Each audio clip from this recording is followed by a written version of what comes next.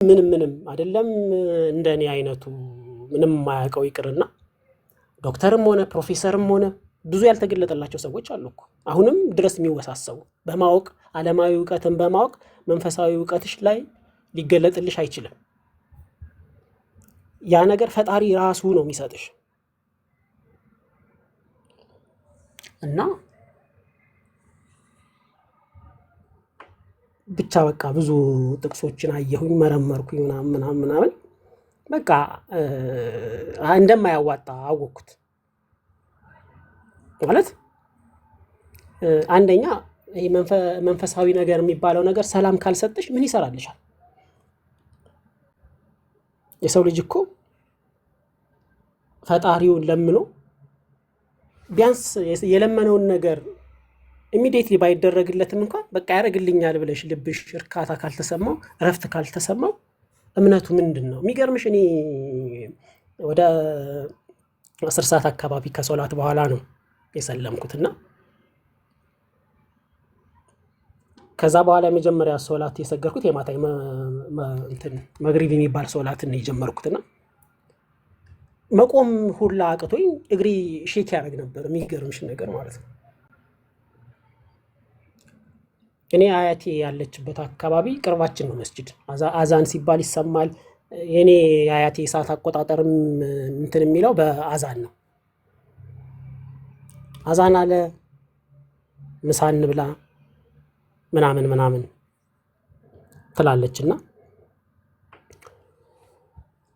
ብዙ ነገሮች ስፔሻሊ ጁማ ደግሞ ከሶላት በኋላ ብዙ እንትኖች ይባል ነበር። ድሮ እንኳን አረበኛ ስለሆነ ብዙም አናውቀውም።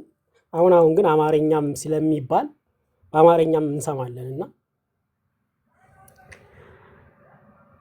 ለመስጂድ ቅርብ ነኝ። ልጅ እያለሁ ጓደኞቼ ቁርአን ቤት ከትምህርት መልስ ቁርአን ቤት ለመቅራት ሲሄዱ አብሬ ሄድ ነበር።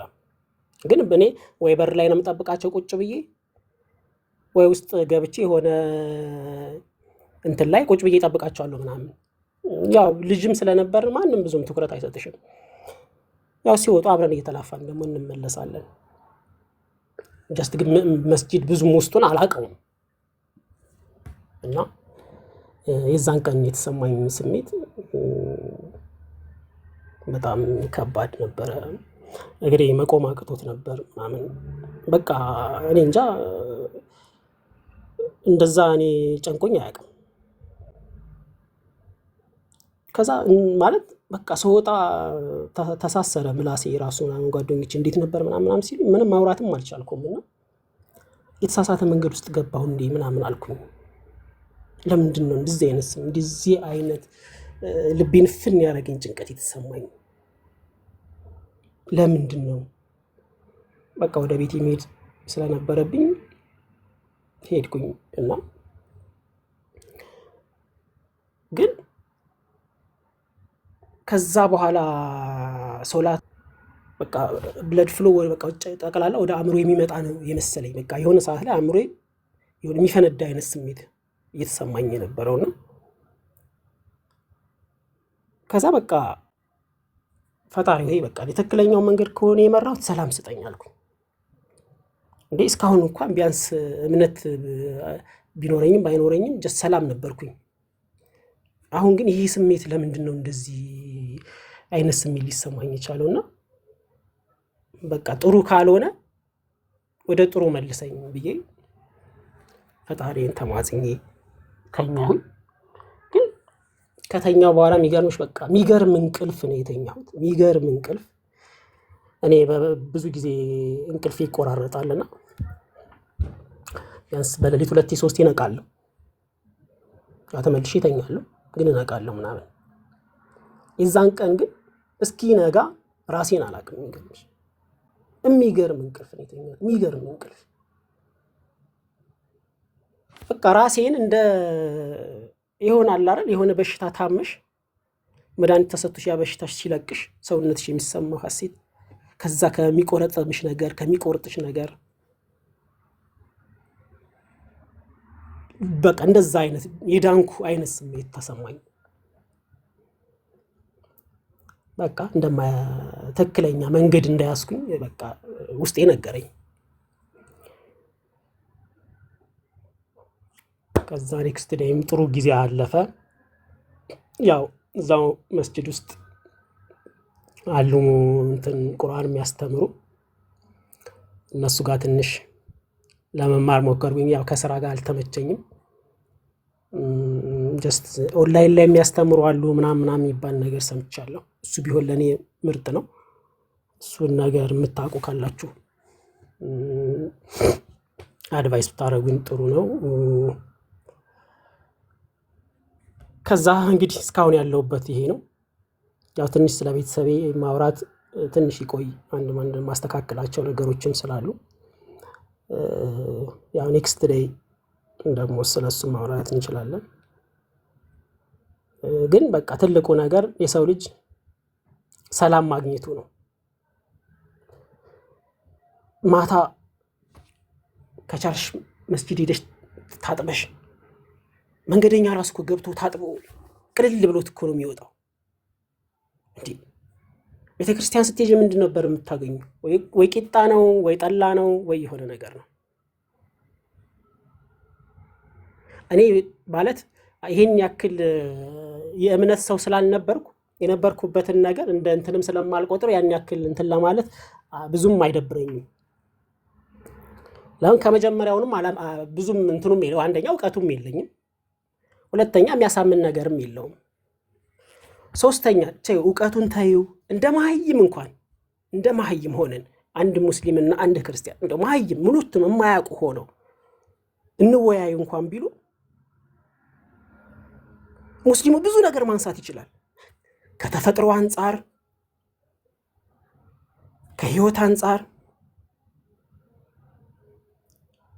ሙስሊም ምንድን ነው የሚለው? አጠጣ ነው። ብዙ ቤተሰቦች እየተሰቃዩ ያሉት በምንድን ነው? ልጆቻቸው እየጠጡ እየቃሙ እየሰከሩባቸው ከዓላማ እየወጡባቸው። በእርግጥ ሙስሊም ላይም ይኖራል፣ የሚቀም ሰው ይኖራል ምናምን። ያው እሱን እነሱ ይወቁት እና እኔ በፊት አንድ ኦርቶዶክስ ጓደኛ ነበረኝ። አሁን እንኳን ጴንጤ ሆኗል መሰለኝ፣ ብዙም አንገናኝም። ግን እንዲህ ተማሪ ሆነ እንጨቃጨቅ ነበር። እንደዚህ ድሮም ጀምሮ እንደዚህ አዳዲስ ኢሹ ነገር እያነሱ ዝም ብሎ መጨቃጨቅ ደስ ይለኛል። መጨቃጨቅ ኔሴንስ ጀስት መማማር ነገር በይው። ብዙም ያው ጓደኛ ስትሆኝ የሆነ ነገር ትነጋገር ያለሽ በሚለው ነው ጭቅጭቅ ያልኩት እንጂ ዛት ማይጨቅጭቅ ሆኖ አይደለም። እና ይሄ አሁን በዓላቸው ሲመጣ መስቀል ሲመጣ የሚጠፋው እንጨት፣ የሚጭሰው ጭስ፣ አካባቢው የሚበከለው መበከል እና አንዴ የሆነች የሐዲስ አንቀጽ ትመስለኛለች፣ የቁርአን አትመስለኝም። የምንድን የምጽአት ቀን ቢመጣም እንኳን እጅ ላይ ያስከውን ችግኝ ትከለው የሚል እስልምና አስተምሮም አለ። ኮምፔር አድርጊው። ይሄኛው የሚያጠፋ ነው፣ ይሄኛው የሚያለማ ነው። ይሄኛው የሚያለማ ነው፣ ይሄኛው የሚታጠብ ነው፣ ይሄኛው ማይታጠብ ነው። ስለመታጠብ የሚያስተምርሽ ነገር የለም። እኔ በቃ በጣም እንዳልኩሽ ንጽህና ድሮ ተማሪ እያለሁኝ ደብተሬ ስጽፍ ደብተሬ እንዳይበላሽብኝ ከስር ወረቀት እያረኩ ነው የምጽፈው። በቃ በጣም እኔ ደብተሬ አመቱን እስኪያልቅ ድረስ አንድ ነገር ሳትሆን ነው የምጨርሰው። እና ብዙ የተለያዩ ነገሮች አሉ፣ በጣም ብዙ ማለት ነው። ጀስት እንደ መሀይም ሆነን ስናወራ ስልሽ ነው። እንደ ተማሩት ስናወራ ታየው ያው ብዙ እንግዲህ የሚያውቁት ያውቁታል፣ የተማሩት የሚያውቁት ነገር ነው። እንዳለመማር ሆነን ስንማር ግን ተፈጥሮን እንኳን የሚያበላሽና ተፈጥሮን የማያበላሽ ነው እምነቱ።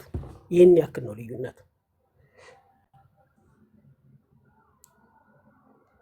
እና ብቻ እስልምና ሁሉም ቢመራ እኔ አንዳንዴ ዓለም በእስልምና ውስጥ ብትሆን ብዙ ነገሮች ይቀላሉ ብዬ አስባለሁ። እኔ አያቴ ጋር በምኖርበት ሰዓት ስፔሻሊ ረመዳን ላይ እነሱ ከሚበሉት በላይ ነው እኛ የምንበላው። ለምን? ከዚህኛውን ቤት ይመጣል፣ ከዚህኛውን ቤት ይመጣል። በቃ አብረን ነው እኛ አንጾምም፣ ግን የምንበላው አብረን ነው። እኛ የመስጠትም ሃይማኖት ነው ግዴታ ሆኖ ማለት ነው። ያው እዚህኛውም ጋር ይኖራል አስራት በኩራት ምናምን የሚሉት ነገር አለ። ማን ያደርገዋል ማን አያደርገውም ያው የነበረም ያውቀው ነው፣ ያልነበረም ደግሞ ባያውቀውም አይጠቅሙም። እስልምና ላይ ግን ግዴታ ነው፣ በቃ ግዴታ ነው። በሰራሽው ልክ አይ ቲንክ 2% ይመስለኛል ኡስታዝ ሂድ ሲል ሰምቼዋለሁ ይመስለኛል፣ ጽፌው ነው በማስታወሻ ላይ 2.5 ምናምን ይመስለኛል ከመቶ እንደዛ ነው የሚወጣው። አስቢው እንግዲህ ያ ሁሉ ሙስሊም ፕሮፐርሊ ማለት በትክክል ማያወጣም ሊኖር ይችላል። በትክክል ሁሉም ቢያወጣ እኮ ኢስላምም ድሃም የሚባል ላይኖርም ይችል ይሆናል ካለው የሀብታም ቁጥር ብዛት። ያም ሆኖ ግን የሰው ልጅ ሲረዳዳ ደስ ይላል። ያን ደግሞ ግዴታ አድርጎ ያስቀመጠው ኢስላም ነው። ምድር ላይ ስትኖሪ ያው በተረቱ ራሱ ለሰው መድኃኒቱ ሰው ነው ይባላል። ጎረቤትሽ ነው ለአንቺ ቀድሞ የሚደርሰው፣ ከሩቅ ዘመድ የቅርብ ጎረቤት ይባላል። እና የአንቺ ጎረቤት ቢያገኝ አንቺ ብታገኝ ለጎረቤትሽ ካካፈልሽ ብዙ የሚያጨቃጨቅሽ ነገር አይኖርም። አንቺ እየበላሽ ይሄኛው ሳይበላ ሲያድር ነው ችግር የሚፈጠረው። እና ማካፈል የሚባለው ነገር ላይ እስልምና ላይ በጣም በጣም በጣም እኔ ድሮም በቃ ደስ የሚለኝ ነገር በጣም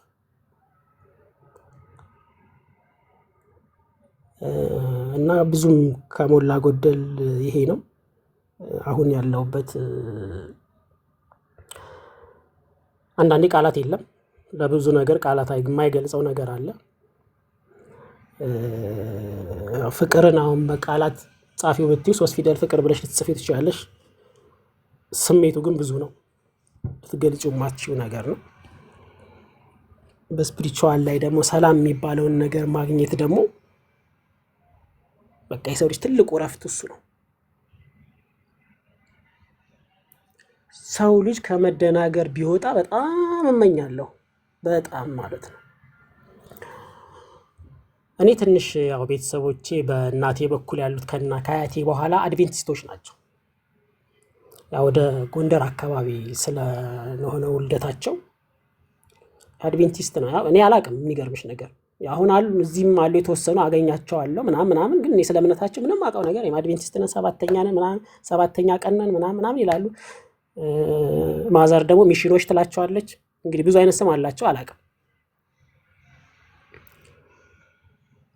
እና የእነሱ ደግሞ ሌላ ነው ታሪ የሆነ እንትናቸውም ሌላ ነው። ሴት ልጅም ነው ቆማ የምታስተምረው ምናምን እንደዚህ አንዳንዴ ለቅሶ ምናምን ሲሆን ያው ግዴታ ስለሆነ ትሄጃለሽ ምናምንና ስትገናኝ እንትን ላይ ወጣ የምታስተምረውም ሴት ነች ምናምን እና በቃ ሁሉንም ነገር አቻችሎ ሁሉንም ነገር በተፈጥሮ ባመጣጡ መልክ ያስቀመጠው እስልምና ብቻ ነው። ይሄ እውነት ነው። እኔ እስልምና በዚህ መልክ እየተገፋ በዚህ መልክ እየተደበደበ እየተኮረኮመ እንኳን ይህን ያክል ብዙ ቅርንጫፍ ማውጣት ብዙ ማበብ የቻለ እምነት እኔ ዓለም ላይ ያለ አይመስለኝም። እና በጣም ገራሚ የሆነ እምነት ነው የሚመስለኝ። ዲቴል እንግዲህ ያው ግን ማለት እኔ አሁንም ቢሆን እስልምና ላይ የሆነ ነገር ሊኖር ይችላል ሊገኝ ይችላል። በምንም ታምር ግን ከዚህኛው ሊሻል አይችልም። አላቅም፣ እሱን እንግዲህ ስማር ነው የማውቀው፣ ሳውቅ ነው የማውቀው። ያው ብዙ ነገሮች በራሳቸው መንገድ አላቸው። እኛ የምናየው ፊት ለፊቱን ነው፣ ያ ደግሞ የሚብራራበት መንገድ አለው ምናምን እና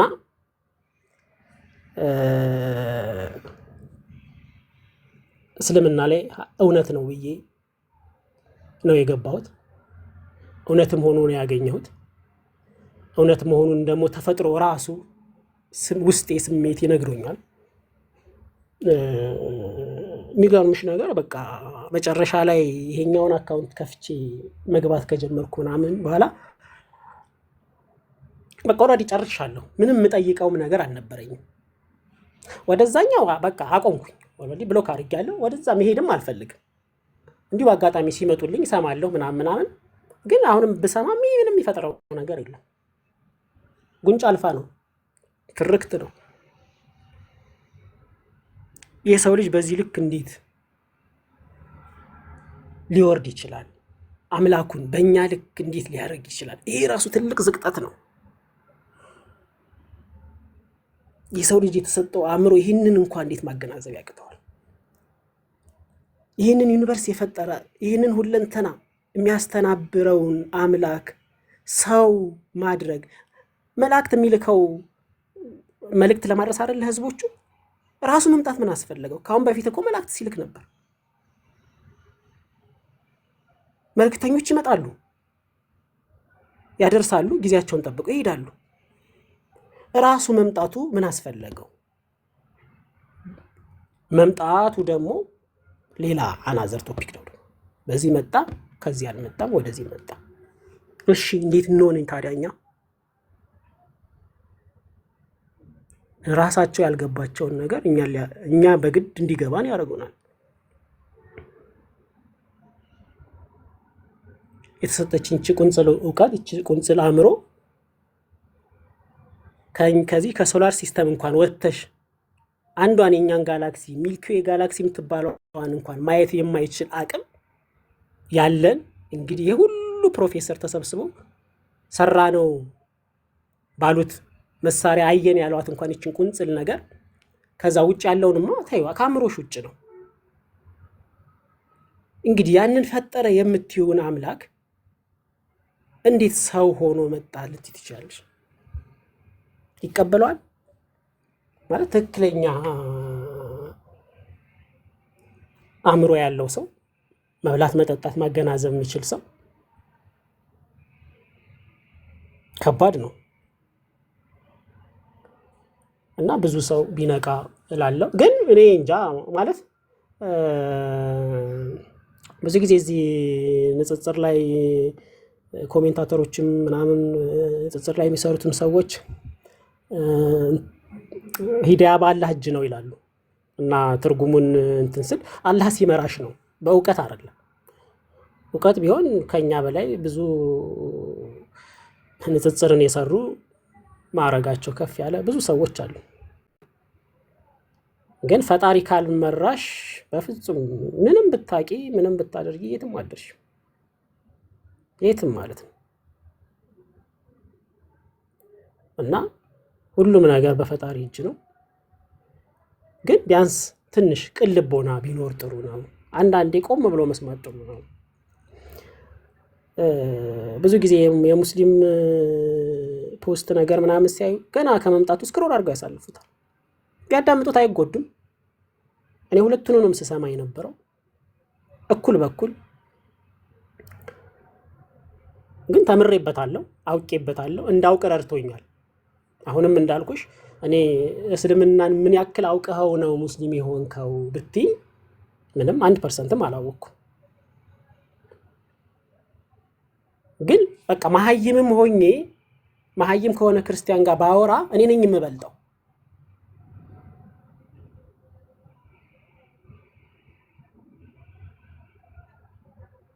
እሱን ነው በቃ እኔ ውስጤ የነገረኝ። እውቀቱ ኖሮኝ አይደለም፣ በቃ የተሻለ ነው። አሁን ካሉት ዓለም ላይ ካሉት እምነቶች የተሻለ ነው በሁሉም መልኩ። ደረጃው ከፍ ያለ ነው፣ የሚገናኝም አይደለም። ነቢያትን አክብሮ ለአላህ ቦታ የሚሰጠውን ቦታ ሰጥቶ ሁሉንም በደረጃ ያስቀምጣል። ከስም አወጣጥ ጀምሮ ሙስሊሞች በቃ የአረብ ስም ምናምን ይባላል። ግን ትርጉሙ አምላክን የማይነካ ስለሚሆን ነው። እኛ ጋስ ጌታቸው ትይዋለሽ፣ አንዱ አምላክ ትይዋለሽ።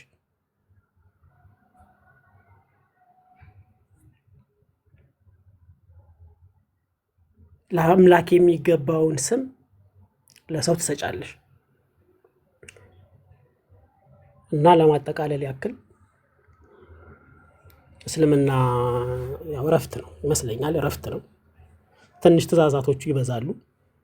ያው እንደኔ አይነት ሮጥ ማለት ለለመደ ሰው ግን ህይወትን ያስተካክላል አይ ቲንክ ይመስለኛል። ያው እድሜ ቆሞ አይጠብቅም፣ እድሜ ይሄዳል፣ መብሰል ግዴታ ነው። እንደዚህ አይነት እምነት ውስጥ ስትገቢ ደግሞ በደንብ ትበስያለሽ፣ አላግባብ ወጪ ትቀንሻለሽ፣ ለማይገባሽ ነገር የማይገባ ቦታ አትገኝም እና ህይወትሽን የሚያስተካክል ይመስለኛል። ስራ ውለሽ ማታ ቤትሽ ገብተሽ ታጥበሽ ሰግደሽ ትተኛለሽ። አበቃ። ምንም የሚያጨናንቅ ነገር የለውም።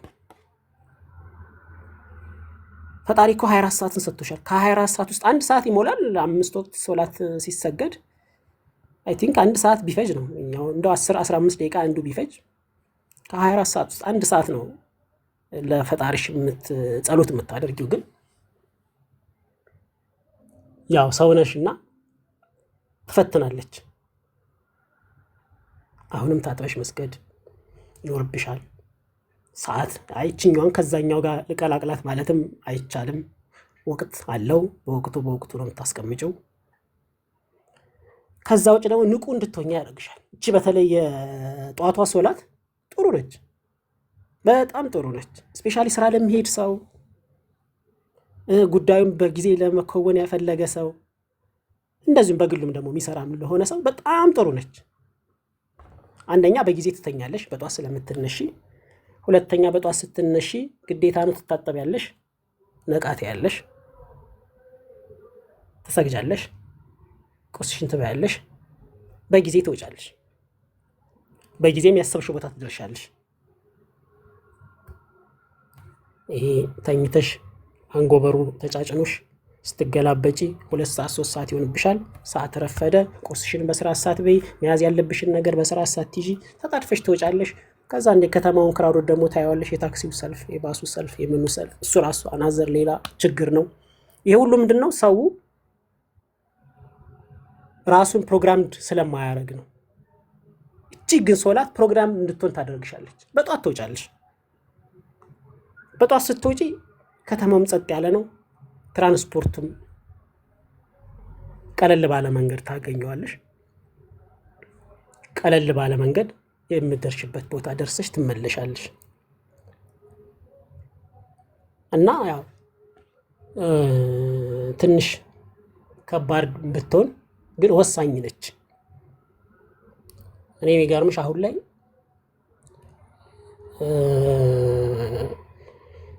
አንዳንዴ መስጊድ ገብቼ ሰግድና በቃ ከዋናው ሶላት በኋላ ሱና የሚባሉ ሶላቶች አሉ አይደል? እኔ አሁን ስለ ሶላት በደንብ ሁሉንም ነገር ጠንቅቄ አውቃለሁ። ማለት በፊትም አውቃለሁ። እኔ ውዱ ማድረግ እስልምና ውስጥ ከመግባቴ በፊት ውዱ ማድረግ ከማንም በላይ አውቃለሁ። ለምን እዛ ግቢ ውስጥ ያሉት ሙስሊሞች ሁሌም በቃ ዙሁር ላይ ሁሉም ውሃ ይዞ ግግ ሴቱም ወንዱም ሲወጣ ታይዋለሽ። ከዛም ከዚህም ይወጣሉ። ትንሽም ቁጥራቸው በዛ ያሉ ነበሩ ቤተሰቦችም እዛ የነበሩት። እኛ ብቻ ነን ትንሽ የነበር ነው። እና ከነሱ ጋር ቁጭ ብዬ አወራለሁ፣ ውዱ ሲያደርጉ አያለሁ ምናምን። የምታጠባለሁ ያው ባልሰግድበትም እታጠባለሁ። እና ስለ ውዱ ጠንቅቄ አውቃለሁ። የትኛው እንደሚቀድም የትኛው እንደሚል እንትንም ነኝ፣ ጠያቂም ነኝ። እኔ ብዙ ጊዜ ጠይቃለሁ፣ አዳምጣለሁ። በጣም አድመጥ እወዳለሁ። ብዙ ተናጋሪ አይደለሁም። ያው ብዙ ጊዜ እዚህ ቤት ስለገባሁኝ አንቺንም ላለማስቀየም ነው ትንሽ ላውራ ብዬ ነው እንጂ ብዙም የማወራ ሰው አይደለሁም። እና ብቻ ደስ የሚል ነገር ነው ያለው። እስልምና ላይ ብዙ ነገር ታተርፊበታለሽ። ማነው እንትና ጃቢር ነው ማነው የሚባለው ልጅ የሆነ ፖስት ነበረው። እስልምና ላይ ምን ተሰጥቶ ሌላ ደግሞ አናዘር ደግሞ ድህነት ተጨምሮልህ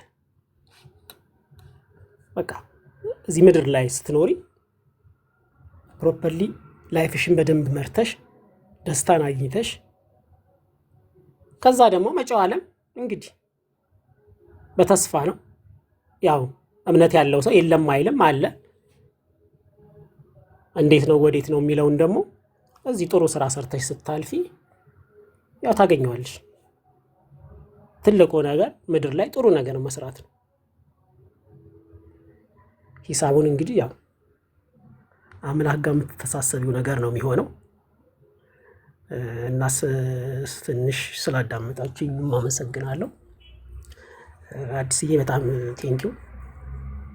እኔ እዚህ ቤት ሰዓት ነው አዳምጥ የነበረው። ያው አታውቂኝም፣ ያው በሌላ አካውንትም ስለነበረ ግን በጣም አዳምጥ ነበረ።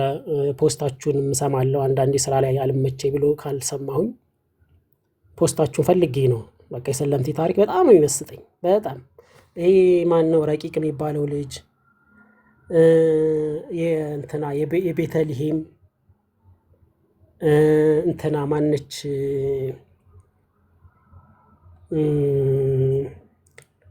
ሩት የምትባል ልጅ ነበረች። አሁን ሩኢ ነው ምናምን እና የጀስት የአንድ በሆነ መንገድ አውቃታለሁ። እሷ ልጅ ይመስለኛል። እና ብቻ ብዙ ታሪኮችን ሰማለሁ እና በጣም በጣም በቃ ተገርሜ የማያቸው ታሪኮች ነበሩ። ብቻ ደስ ይላል። ያው ወንድማችሁ ነኝ እንግዲህ ብዙ መማር ትንሽ ትቀድማላችሁ እናንተ። ግን ያው በመቅደም ብቻ አይደለም ልቀድማችሁ ይችላል፣ አይታወቅም። ግን እንድታስተምሩኝ እፈልጋለሁ። ያው እዛ መስጂድ መቅራት